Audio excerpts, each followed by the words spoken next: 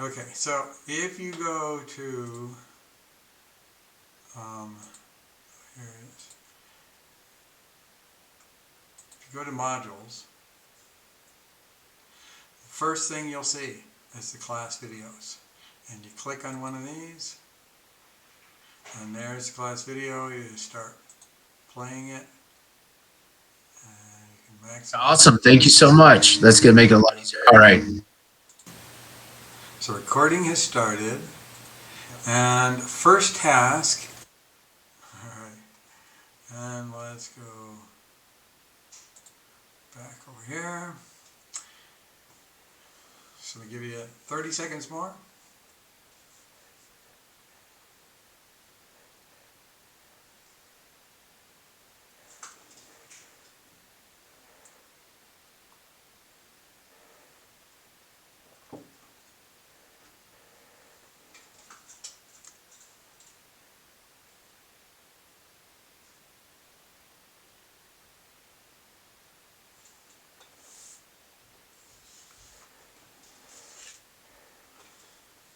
All right, so for a greater than inequality, we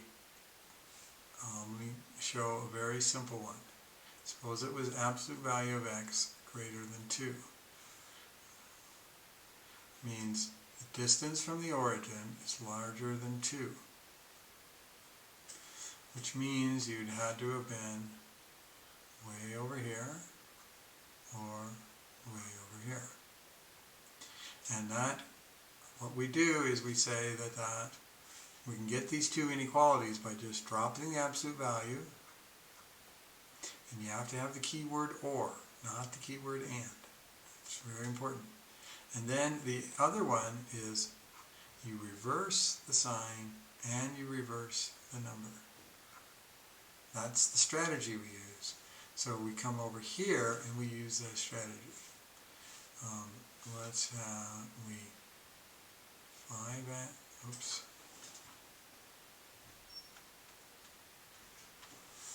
5 plus 2x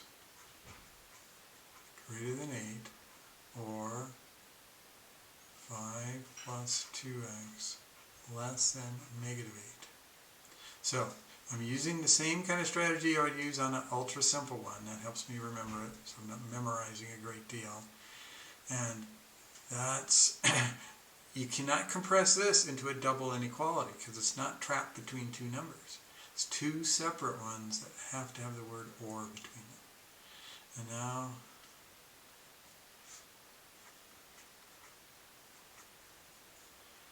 done this one.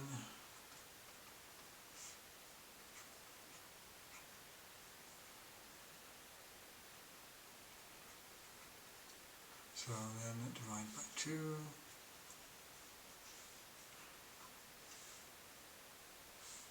And when we got x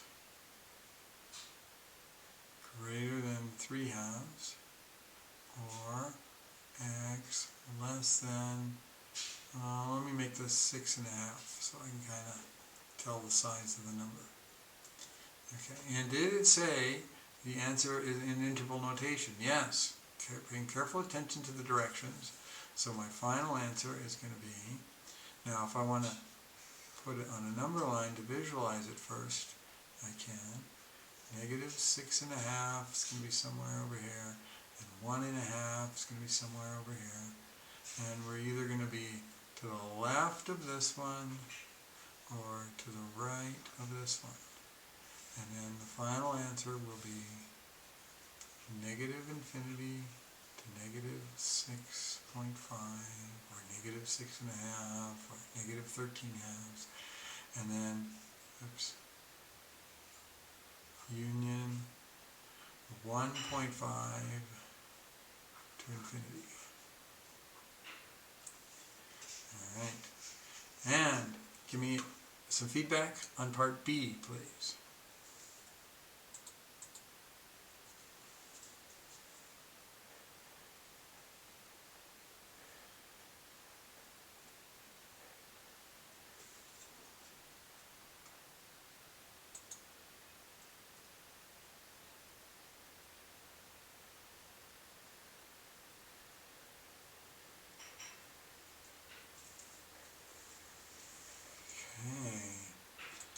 let's go back here. Let me have you do part C now.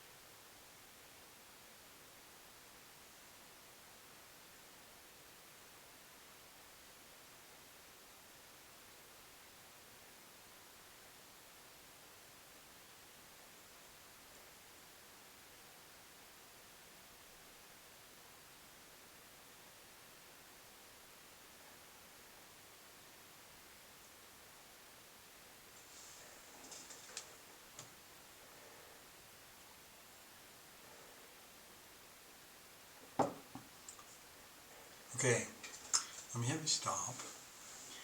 And I would start this one, since this is a less than inequality, you're supposed to start like this.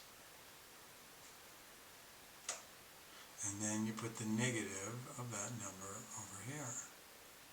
But if you do this, you'll be wrong. How come I followed the directions, exactly what I was supposed to do, but I'm wrong? Well, because the problem itself didn't really make sense. And we have to observe that. That's more important than the procedure involved, is taking a step back and looking, does the problem make sense? When you take the absolute value of something, you figure out what, when you know what x is, you put it in. 3x minus 1 is a specific number. And then you get that number, and then you take the absolute value of it, you will get something positive or 0. You cannot get a negative value. So, how can a positive number be less than or equal to negative 4? How can a positive number be to the left of negative 4 in the number line? This is impossible. Impossible.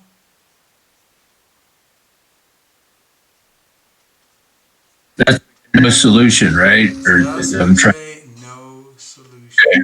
That is Oh, okay. Cool. I'm glad you showed an example of that. all right. Now, let me also show you.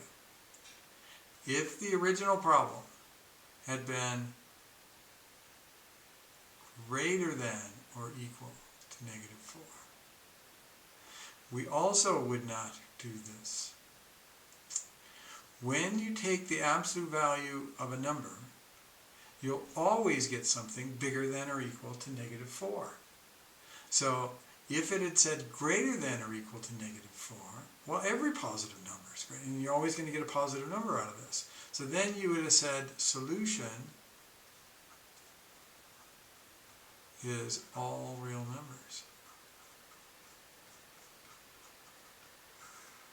That would have been the case if it had been greater than or equal to over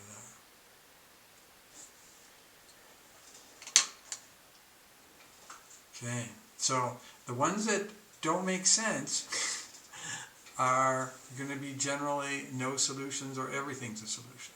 All right, give me a little feedback on C.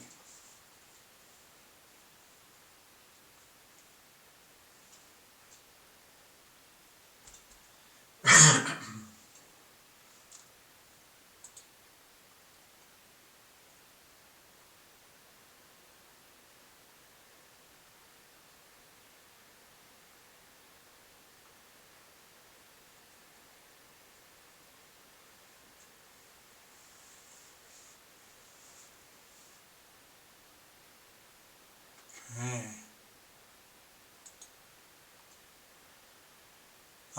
One of the reasons why I do the practice quiz first before answering questions on the homework is I like the format that you're working on it first.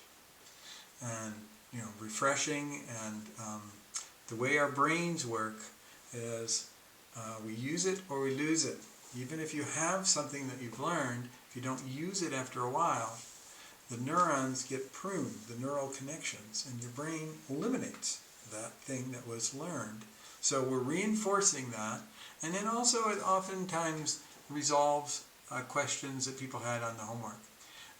So you might have a list of questions that's changing a bit as we work through the practice quiz. All right. Let's go to number 5. Graph this. This one's a little more extensive than the ones you were asked to graph in the homework. It has 3 different cases instead of just 2.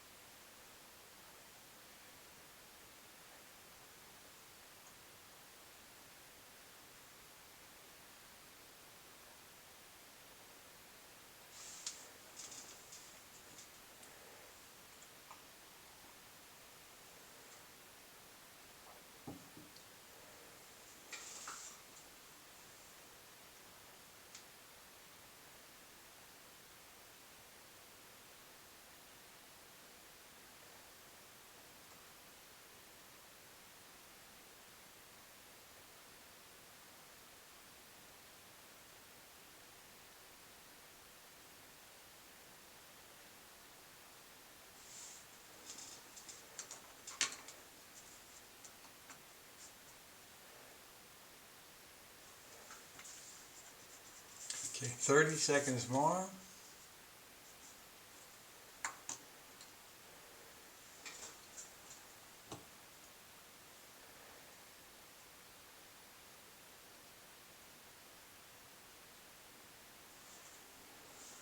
All right, let me have you stop.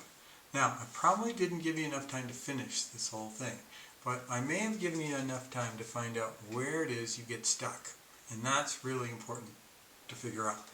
All right.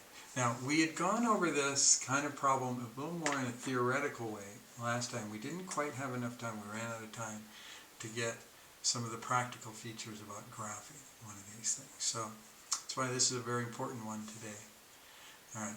So the first thing I want to emphasize is this graph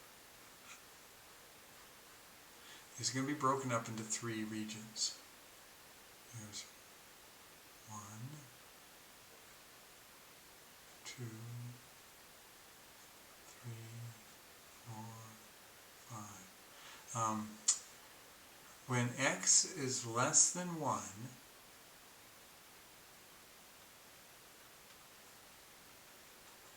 that's everything to the left of this dotted line. So I'm breaking up the x-axis, because that's what these if cases are. When x is between 1 and 3,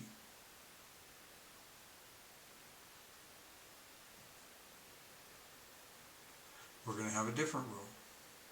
When x is greater than 3, we're going to have a third rule.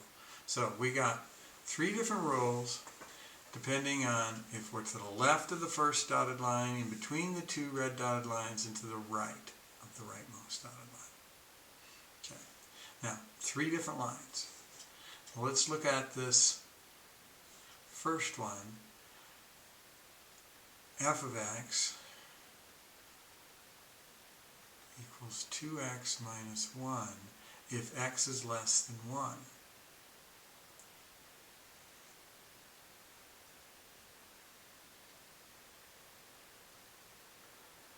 Now, what's important is you cannot put in numbers like 2, because this rule doesn't apply. It only applies when x is smaller than 1, so you can't put in numbers like this. You can put in something like negative 1, that would be fine. And then I would get 2 times negative 1 minus 1, which is negative 3. So that's going to be a point on this graph. So if I'm negative 1 on the x-axis, then I'm going to be negative 3 on the y-axis, there's going to be a point. Okay, I could have, and I can do multiple points like this to graph this. Or I could use y equals mx plus b, the y-intercept and the slope, to graph this. But suppose I'm using multiple points. Next, I only need one more point, because I know this is going to turn out to be a line. If x is to the first power, it's a straight line. If x is to the second power, it'd be a parabola. And the one point that I really want to choose is 1. But look at, if x is equal to 1, you have to use the second rule, not the first rule. But if you're going to make a table for this, you put the 1 in there anyway. Now this might seem contradictory. Hey, if x is less than 1, then I don't, if x is 1, I don't even use the upper rule. I have to use the middle rule. How come I'm putting 1 into this function? The reason why we have to put 1 in here is because x could be 0.9. X could be 0.999. It could be 0.99999. It can get infinitely close to 1. We need to have the point that it's getting infinitely close to. Now what I like to do is I like to circle this. This part is circled to show that it's going to be an open circle when I graph it, because that number is not really allowed into this to find out the output. You don't plug a 1 into 2x minus 1, you plug it into 5 minus x to find the output. But we're going to plug 1 into here, and we're going to get 2 times 1 minus 1. 2 minus 1 is 1. Now, 1 over and 1 up, we're going to put an open circle. Yeah. And this, putting this open circle, because there's a less than, not a less than or equal to. And then this is the line over here. Now this is also consistent with, if I graph this by using y equals mx plus b, it has a y-intercept of -1. Look, it hits the y-axis at -1. It has a slope of 2. From there it rises 2, runs 1. Goes like this. Now this graph doesn't go any further to the right because it's only valid when x is less than 1. And we showed the less than part by putting an open circle right there. Okay, now I'm going to do the same thing for this other part. F of x is 5 minus x. If I'm going to pick values for this, I can't pick numbers like 0 or 4. I have to pick them between 1 and 3. Now this, they're both equal, so I can pick them. And this is also going to be a straight line, portion of a straight line, because x is to the first power. If I put 1 and I put 3, all I need is 2 points to come up with a line. And if I put 1 in here, I'm going to get 5 minus 1, which is 4. Put 3 in there, I'm going to get 5 minus 3, which is 2. So I get the point 1, 4.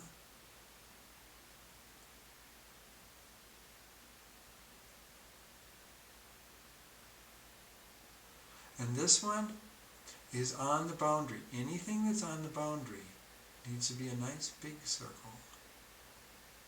And we show whether the circle is filled in or left open. We're going to fill this one in because it has an equal sign with it. Okay, and then the other one is 3 over 2 up. Because this also has an equality, we fill this in. And we connect these two. This is kind of a continuation of the lecture yesterday. If I had more time yesterday, I would have gone through graphing one of these in this manner. We kind of ran out of time though. Now then, the last one, f of x equals 2,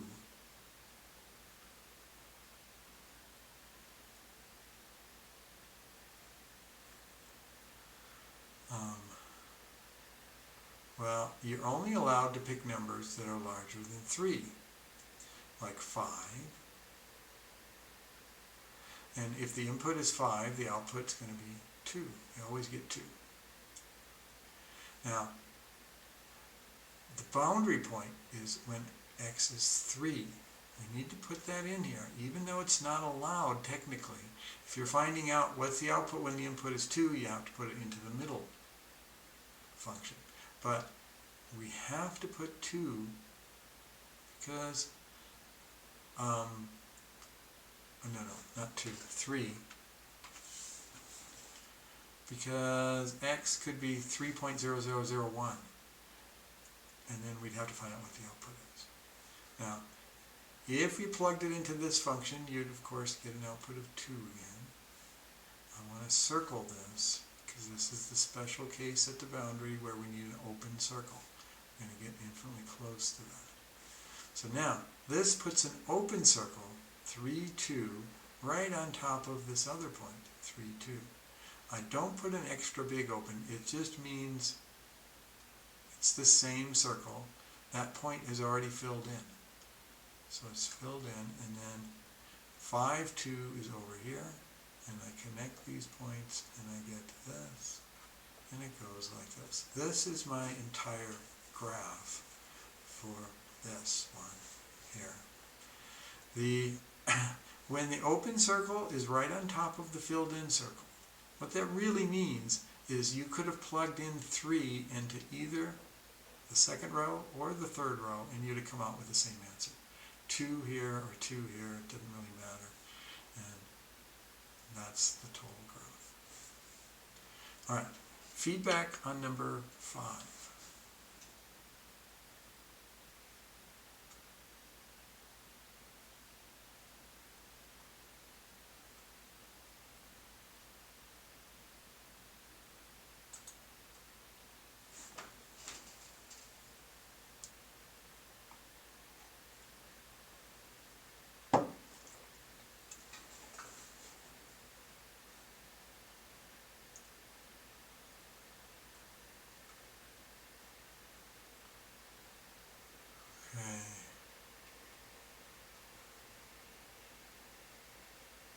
What do you do if the open circle is over the closed circle? That's what we had at the point 3, 2. And we just make it look like a normal filled in circle. That's all we do.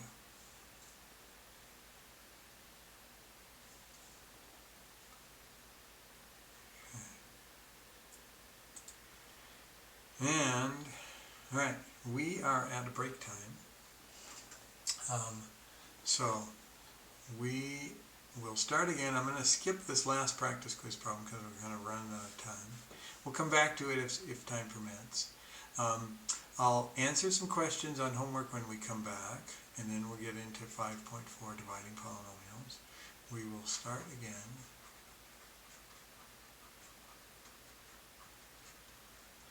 at 1:35 p.m.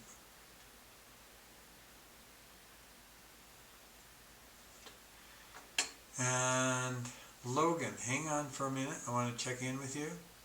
And is there anybody else who needs to talk to me about anything before I take my break? Yes, I just had one question, or two questions actually. You mentioned a lecture yesterday. Is there a Monday class or lecture we should be? No, that was a misstatement. I probably was referring to like last Thursday. Okay, cool. And then I was looking at the modules for your class, and I had a notification for missing assignments, but they're missing assignments from last semester when I was not in your class. So will those be removed? Whoa. Is anybody else getting notifications for missing assignments from a previous semester? I don't know how those could be coming up. What's your name? This is Elliot. Elliot. Was it from the college algebra class last semester? Let's see. Yeah, it's got to be because it says absolute equations and equalities missed September 1st. Exam 2 missed October 22nd. Exam 4 missed December 3rd. And practice 10.8 vectors missed December 1st. But that's coming up inside this canvas, right? Correct, yes. This canvas shell. All right, well, let me double check and make sure I haven't left some things with some old dates around. And thanks for letting me know about that. No worries. It just popped up and I was like, oh, I don't want this to affect my grade. It won't. I'll make sure of that. Awesome. Thank you so much. See you in a little bit. Okay, see you in a little bit. All right, and Logan, this is your first day in class, right? Is your microphone working, Logan? Yes, today is my first day. Okay, cool.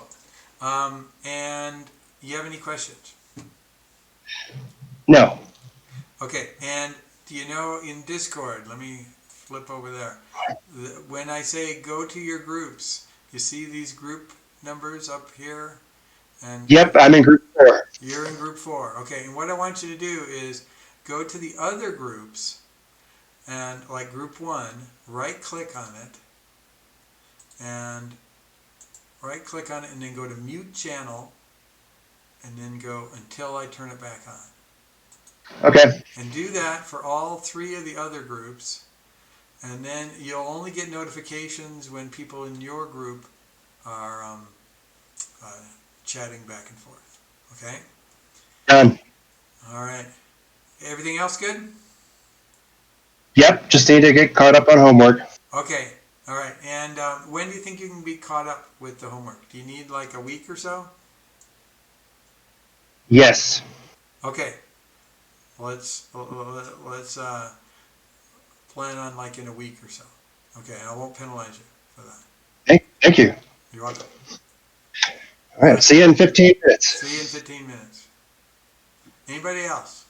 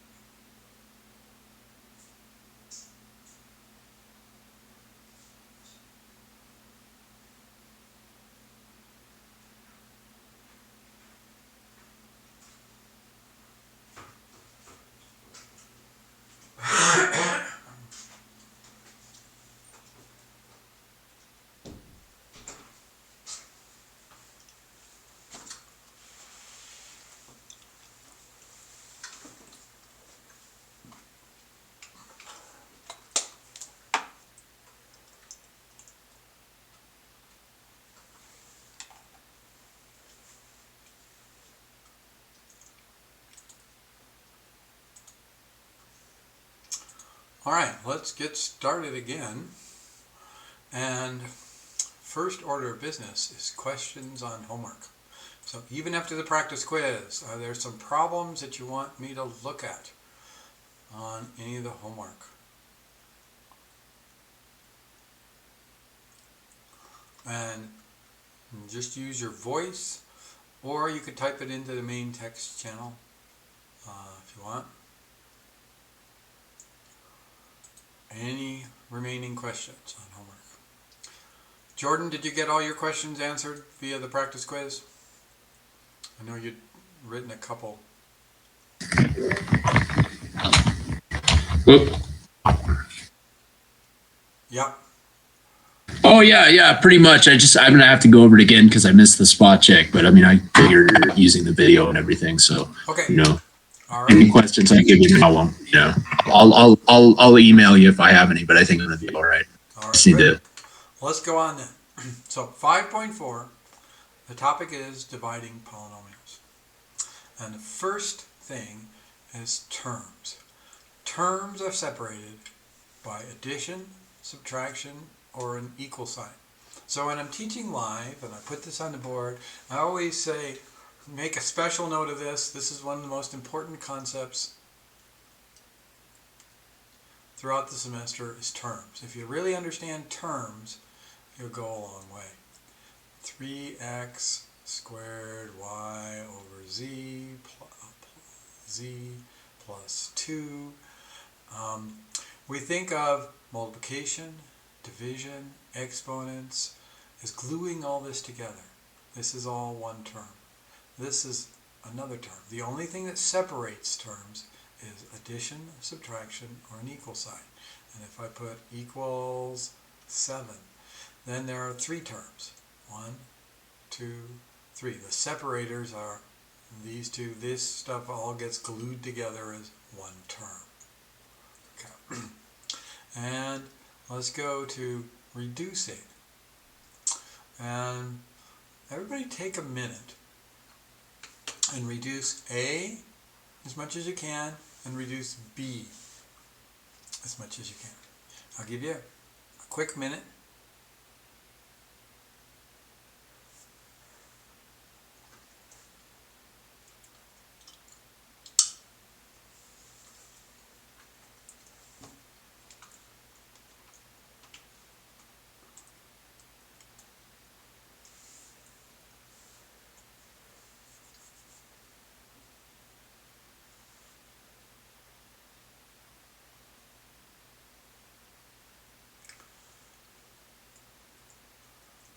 $15 seconds more.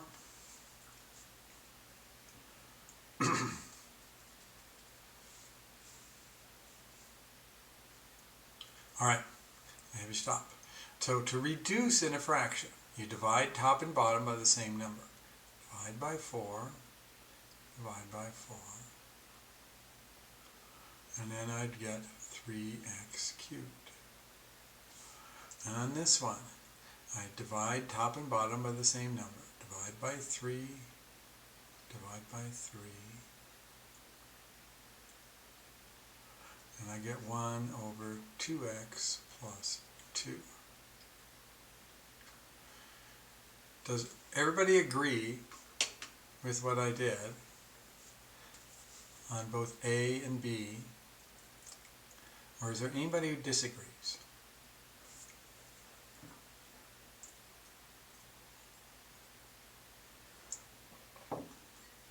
So, absence of comment, I'm taking to mean nobody disagrees. Everybody's okay with both of these things right here. All right, let's look at this in the perspective of these problems. What we just did is similar to reducing 4 times 3 divided by 4. Now, before I reduce, let me just do it without reducing, since it's all numbers. 4 times 3 is 12. 12 divided by 4 is 3. Now, is that the same answer I would have got if I'd have reduced? Divide this by 4. Divide this by 4. Then I'd had 1 times 3 is 3 over 1 which is 3. Yes, I get the same answer when I do this. Now let's do this one. If I do this, by not reducing first, 4 plus 3 is 7 over 4. And 7 over 4 is the same as 1 3/4. That's the real answer. Now let's go and reduce. Let's divide by 4 and divide by 4. And what I would get is 1 plus 3 is 4 over 1. Holy cow, it's the wrong answer. That makes me suspect this one is similar to the one below it. Everything is multiplied together. This one has a plus sign somewhere in it. This one has a plus sign somewhere in it. When there's a plus sign somewhere in it, I got the wrong answer when I reduced. Now, let's look at B in particular. How come this gave me the wrong answer? Well, if I divide bottom and top by 3, I have to divide every term by 3. If I'd have divided this one by 4, this one by 4, and this one by 4, then I'd have been okay. And then I would have said, 1 plus 3/4 is 1 3/4, and I would have gotten the right answer. But if I'm just dividing one of these and the bottom and one of those other terms, so remember this idea of terms over here. Terms are separated by addition, subtraction, or equal sign. I only divided one of the terms, and then I get the wrong answer. And that's what was happening over here. I only divided one of the terms down below, so this is wrong.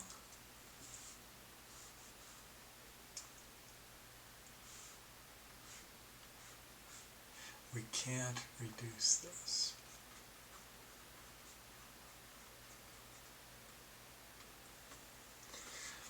And the bigger rule about this is you reduce only in this situation when you have one term divided by one term. Now we look at the top. 4 times 3 is one term. Divided by 4 is one term. So that's why reducing would give us the right answer. But over here it's 2 terms divided by one term, and you cannot do the cancellation in that case. One term divided by one term, we can do it. So that's why here was fine. Here, if we do it this way, we get the wrong answer. Any questions?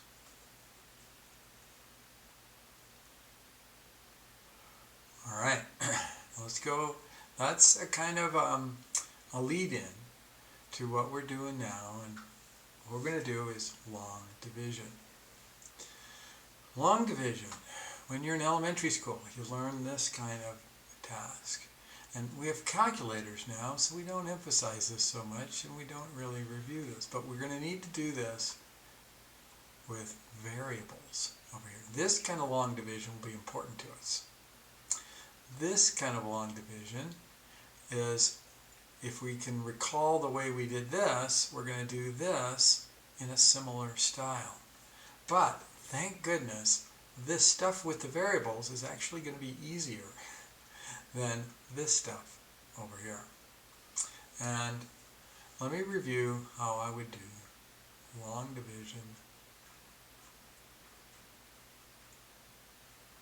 like this. You have to say, all right, 82 doesn't go into 62. The smallest it goes into, 82, goes into 629. And how many times? And then here you have to do some estimation. When we're doing with variables, there's no estimation, and that's what's nicer about it. But here we'd have to, what do I choose for this? And And I'm going to focus mostly on the 8 and round this to like 80. So it's 8 into 62. And if I think of 8 times 8 is 64, that's too big. So I'm going to do a 7. And now we're going to put the 7 times 82 is going to give us a 3-digit number. And so I'm going to put my 7 right above the last digit. Now, when we go down here, how we're going to do that a little bit differently is we're going to put it above the first number. If we were doing it in correspondence, it would be above the 6 over here. All right. So then I would do 7 times 2 is 14. Carry the 1. 7 times 8 is 56, plus 1, 57. And then I subtract. And to subtract 9 minus 4 is 5. And then to do this one, I got to borrow 10. So 12 minus 7 is 5. So I get 55. And if this number was bigger than this, then we had estimated wrong. But since this is smaller than that, then I realize, okay, I did it right. Now I have to carry down the 8. Now it's bigger than the 82. So now I estimate how many times does 82 go into 55. And round this to 80 and this to like 56. 8 times what? 8 times 7 is 56, so that'd be too big, so let's go down 1 to 6. 6 times 2 is 12. Carry the 1. 6 times 8 is 48, plus 1 is 49. Subtract. 8 minus 2 is 6. I'm going to borrow 10 from that, and this is going to be 66. And then I can drop the 1 down, and then remember there's a decimal point right here, and I'll put that decimal point right above here. So I bring down the 1. Now 82 into 66. Well, round this to 80, and 8 into 66 would be like 8 times 8, 64. And if this is too big, then I'm going to have to change that to a 7. You never know until you try it out. 8 times 2 is 16. Carry the 1. 8 times 8 is 64, plus 1 is 65. Alright, so this was smaller, so this is good. Subtract, we're going to borrow, and we'll get 5. And then we could say remainder 5. Or the result is, or the quotient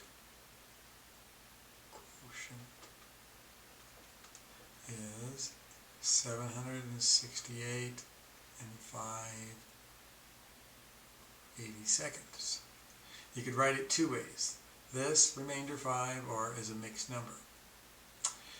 And then if we were to check our work, we would take, and here I'd pull out my calculator, 82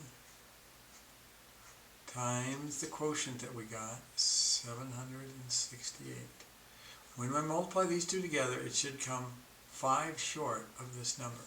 And if we add the remainder to it, it should come out to the 62,981. So now I pull out my calculator, and I take 82 times 768, and then I do plus 5, and I do get that number, 62,981, and it checks. Alright, that's a refresher on how we did long division with numbers. Thank goodness we don't have to do too much of that. We are going to do something easier, but the principles are going to be a little different, so you just got to get used to how to do it in this different way. All right. Any questions at this point? All right, so let's do this one.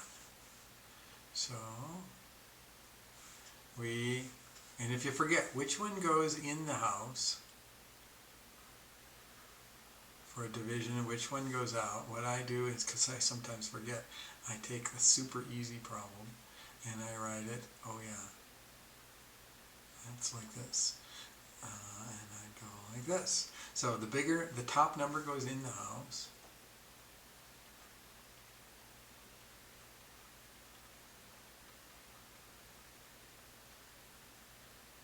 So that's my guiding principle on all things in math. So when I get confused, really oversimplify the problem and get myself reoriented. And then the bottom one comes out over here.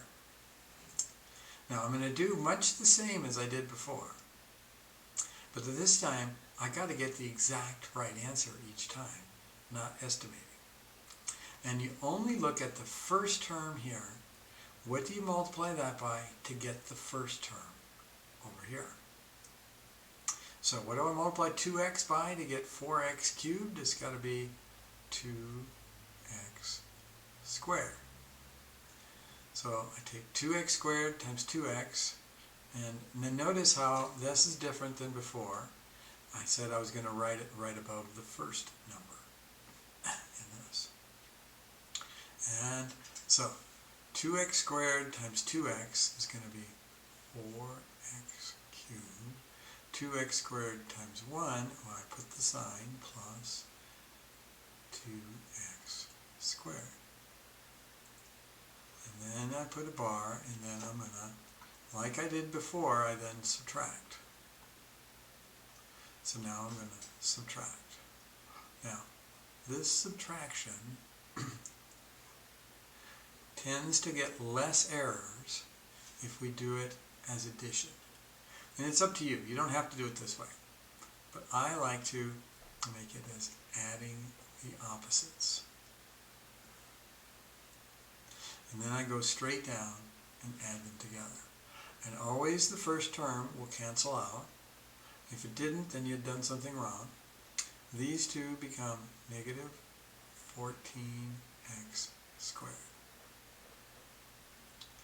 And so we're at this stage up here. We had subtracted them, we got 55. And the next thing is I brought down the 8. So now I'm going to bring down the next term, which is minus 5x. Now, if I was in your shoes, one of the burning questions I would have right now is, well, why in the world are we doing this? What's going on? Why would I care what the answer is when I divide this big thing by this big thing? Well, the name of this class is PreCalculus. We're preparing you for calculus. And in calculus, there's going to be a whole bunch of operations that we're going to be wind up doing, like a derivative and an integral and so on. And they'll be way easier if we do it on this thing that we get as a result, rather than doing it on this thing as a big old fraction. So this is setting you up for something that's going to come in really handy when you're in calculus.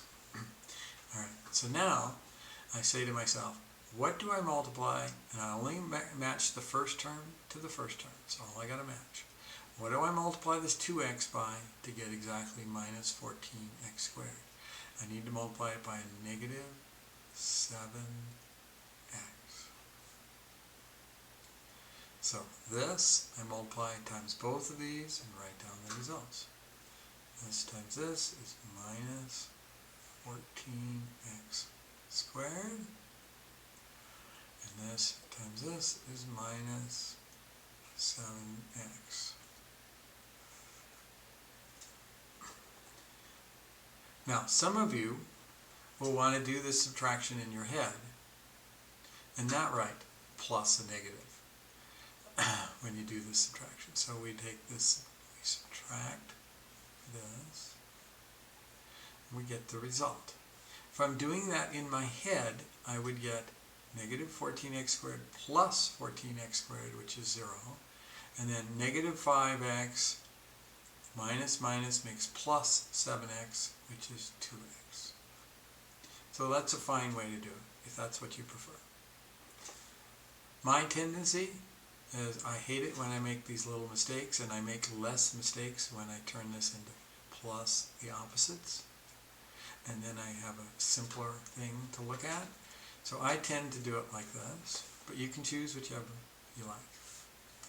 And then I bring down the minus 1, because 2x plus 1 doesn't go into 2x without an extra term. We bring down this. Now, you might wonder, when do I stop this process? Do I keep going forever and ever and ever? You keep going until the degree of this is smaller than the degree of this. If it's equal to, or this is the same degree, if it's equal to or larger degree, the degree of a polynomial is the highest power in the variable. And that's degree 1, and this is degree 1. So they're the same degree, so we can keep going. So then, what do I multiply this by to get to this? I'll multiply by plus 1. 1 times 2 is 2x. 1 times 1 is plus 1. Now, these turn out to be whole numbers. But if this had been like a 7x, then I'd have had to use like 3.5 or 3.5, and that'd be fine. You can use fractions up in here, or decimals. All right, and then I'm going to subtract. I'm going to do it the way I tend to like it, adding the opposites straight down. And when I do that, the 2x's cancel out. Minus 1 and minus 1 is minus 2. Now, finally, the degree is smaller.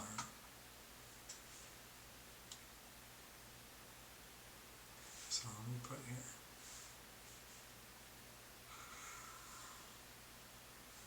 We stop. We have a smaller degree.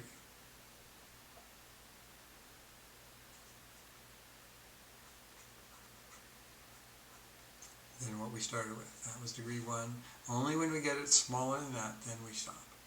Okay, and then we could say remainder negative 2. Or we could say our answer is what we get up here, 2x squared minus 7x plus 1 minus 2 over 2x plus 1. So we can give the answer 2 ways. Both are legitimate ways to give your final answer. And then we check our work. How did we check before? Well, we took the number times what we got, and then we added the remainder, and we should get the other thing. So we could do the same thing. We could say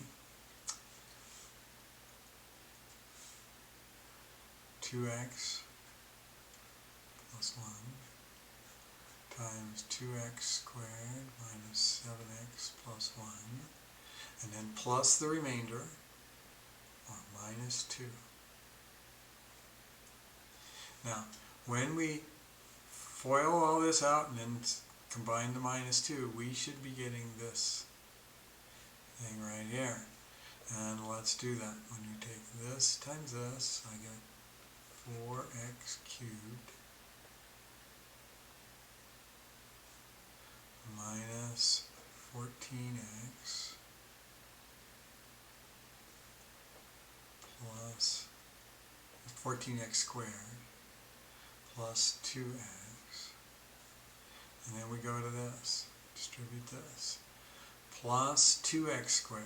Now I can put it over here, but I can also put it right underneath its like term.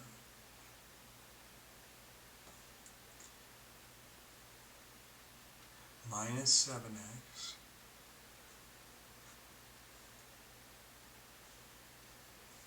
plus 2. And then we have this other minus 2 over here. And when I put all these together, I'm going to get 4x cubed minus 12x squared minus 5x, and these two 2's are going to cancel each other out. Now, that should agree with this one. Hold it, it doesn't agree, because that had a minus 1. And this one, oh, 1 times 1 is not 2.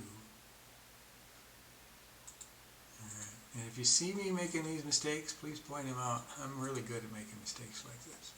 1 times 1 is 1, and then I'm going to get a minus 1. And then now that checks with this, so check. Any questions?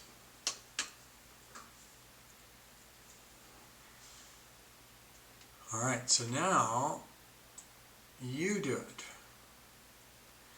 There's the problem. Write out your,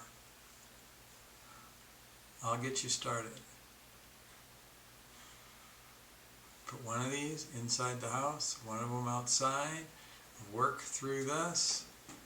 And this one, the first thing you got to do is 2 times what's going to give you 7 is going to be 3.5, or a fraction. So just, that's okay. Just continue to work through that. So.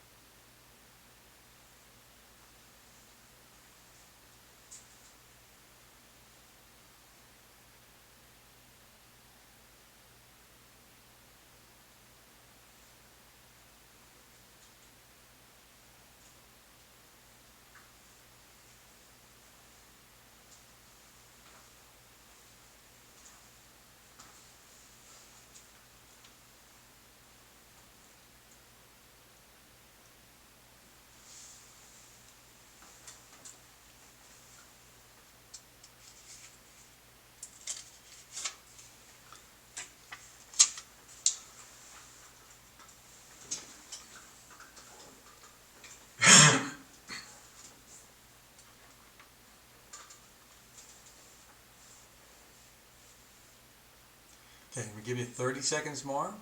Just get as far as you can.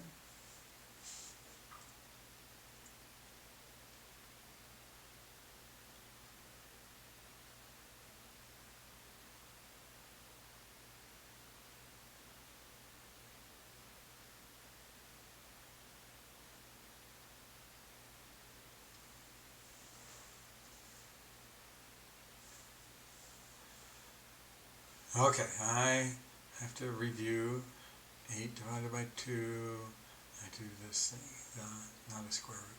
8 goes in there, 2 on the outside. Yeah, so the top number goes inside.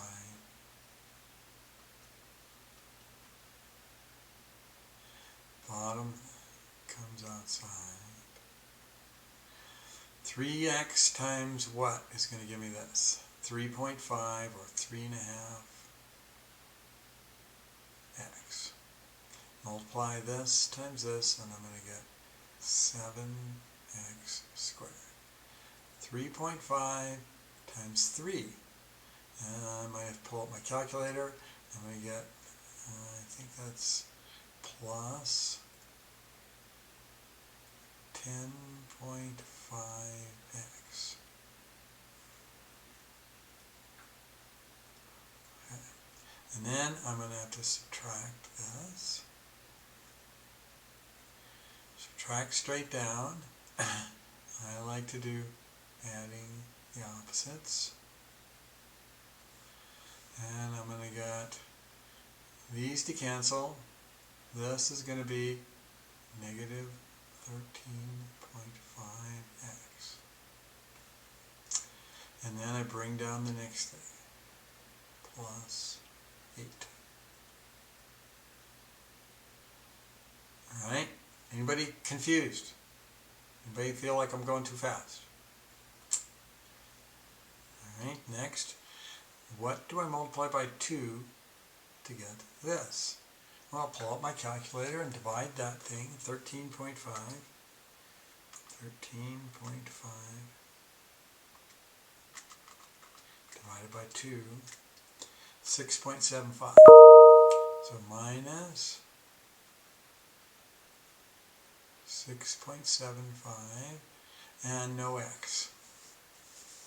So this times this is going to give me minus 13.5x.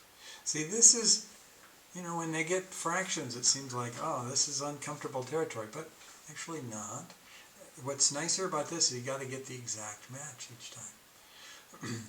And then minus, and then pull out my calculator, 3 times 6.75, 20.25,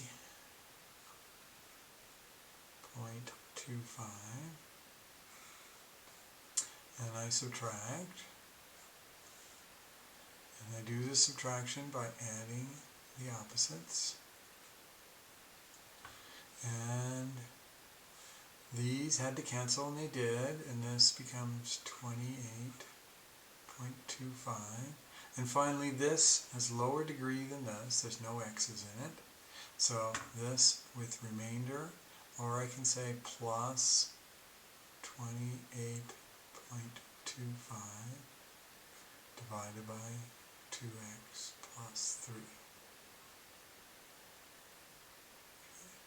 So this, or I could have put an R, 28.25. Long division. All right, we're going to skip the check on this one, just because we're running out of time.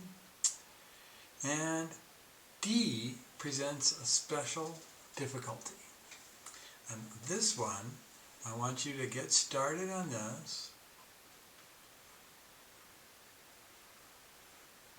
And note what the special challenge is here. And enter that into your group chat. Where do you wind up having some difficulty in this? And try to describe it in your group chat after you attempt this. So go ahead and start right now.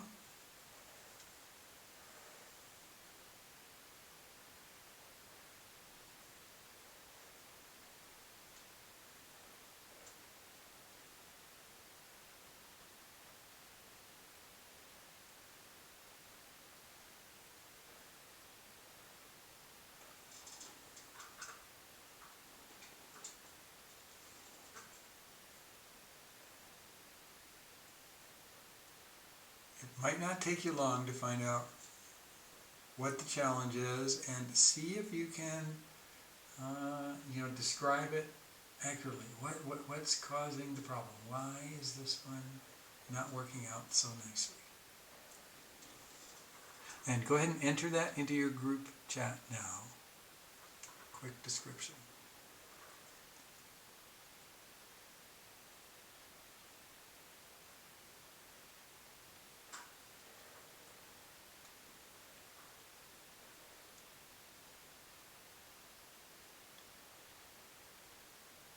Okay, also your group leader should have told you who is the group spokesman for the day. If they haven't already done that, do that really quick, or else you're stuck with it, group leader. You'll have to be the spokesman.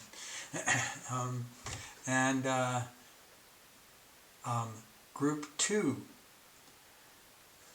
how would you describe? What was the difficulty?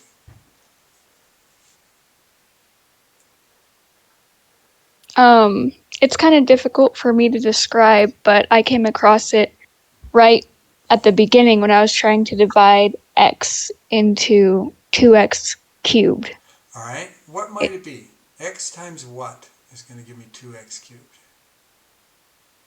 I was thinking like 2 squared, but that's just 4 and that doesn't work. So Okay.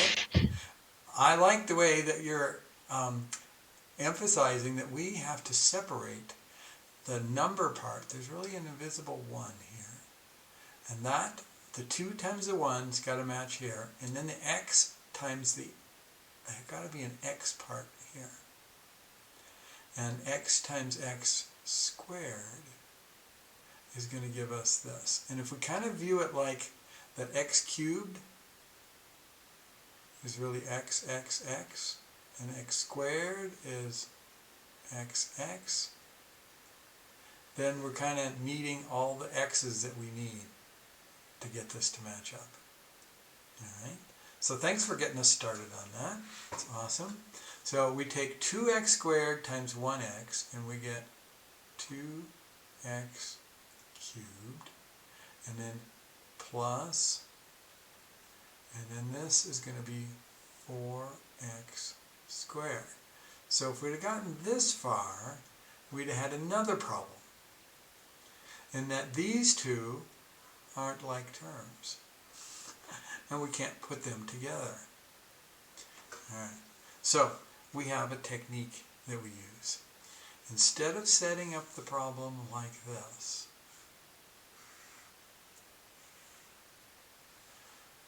the idea is that we make sure that we don't miss any powers of x in either the numerator or the denominator. And when there's a missing power of x, you're going to have to rewrite it as a zero coefficient. So the way we'd really write this out would be like this. X plus 2 is dividing into 2x cubed, but notice x squared is missing. 0 times x squared is still 0, so we can just say that, hey, the x squared had a coefficient of 0, and we're going to hold its place right here.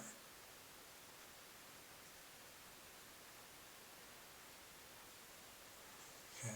Now, when you hold its place, and if the bottom one had x squared plus 2, then it would be missing the x to the first power, and you'd have put plus 0x out here. So on both of them, any missing powers of x, put 0 as a coefficient. And that'll solve the problem of things not lining up right. So now I'm going to say 2x squared up here.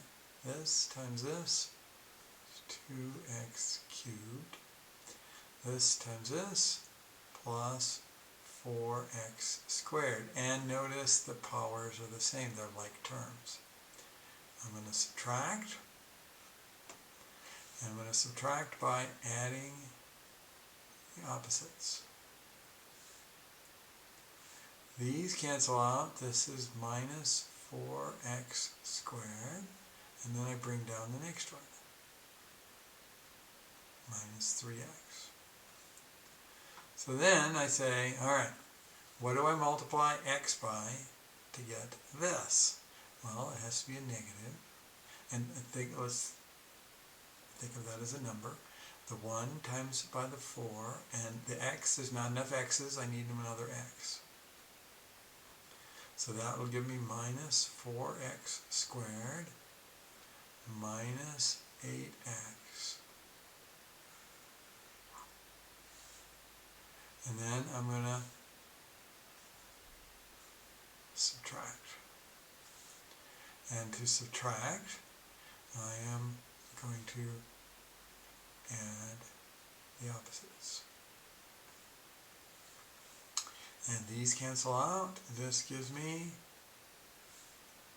plus 5x. Now, do I stop? No, because this has the same degree as that. Keep going. Bring down the next thing, plus 1. So then this times what is going to give me 5x? Well, I need the number to be 5. And so this is going to give me plus 5x plus 10.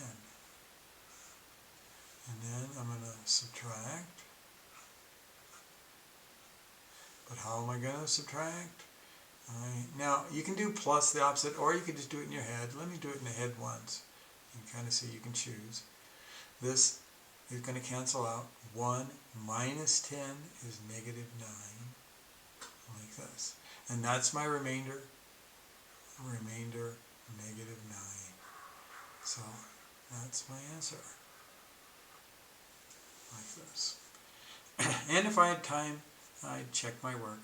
This times this, FOIL it out, subtract 9, and it should get me back to this. Alright, so the homework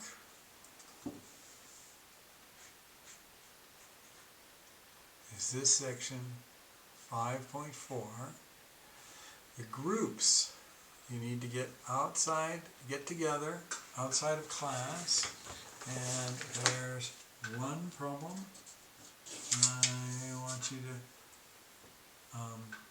it's in every homework assignment has some review problems, and that's, that's the first part of the homework assignment, review problem.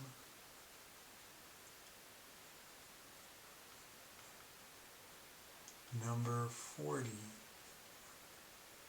on page 156. Okay, so group 4, reach out to Logan. Make sure you include him into how you all are going to get together to do looking at this problem. And we will stop here. Any questions? Looking at our schedule,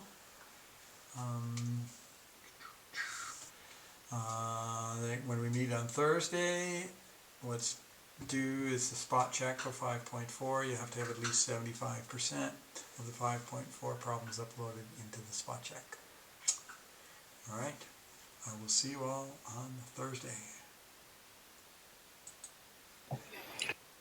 Bye. Thank you. You're very welcome. Have a great day.